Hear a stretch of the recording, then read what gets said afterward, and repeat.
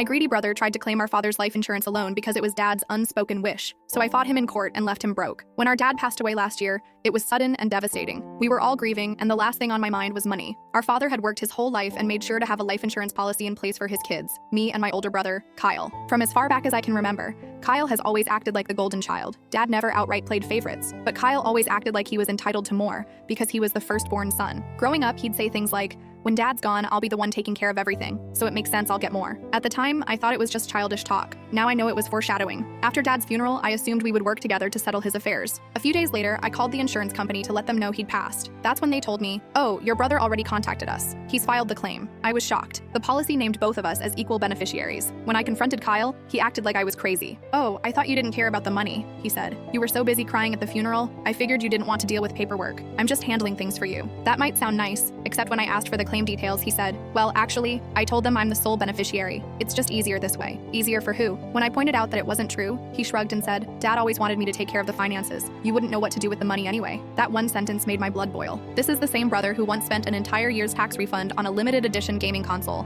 and then begged me to loan him rent money. I called the insurance company again and told them I never gave permission for Kyle to claim the policy alone. They froze the payout and opened an investigation. That's when Kyle started getting nasty. He told relatives I was greedy and trying to take money from him, even though we were both supposed to get half. He said I didn't respect Dad's wishes, and that a good daughter wouldn't fight over money right after a funeral. This was especially infuriating because he was the one trying to take the entire amount before Dad was even buried a week. At one point, he came to my apartment and tried to guilt trip me. "You know, Dad trusted me more because you're too emotional," he said. "I'm just protecting the family legacy. Once I invest it, maybe I'll give you something later." The way he said maybe made it crystal clear. If I didn't fight, I'd get nothing. Things escalated when I received a letter from his lawyer stating that the intent of the policy was for Kyle to be the primary heir, and that I should honor my father's unspoken wishes by signing away my rights. That was it for me. I hired my own lawyer the next day. The evidence was straightforward. The policy clearly named both of us as equal beneficiaries. The only unspoken wishes were in Kyle's imagination. Kyle's response? He called me crying, saying I was tearing the family apart and dragging our father's name through the mud by involving lawyers. He even tried the gaslighting route. "You never actually wanted the money until I brought it up.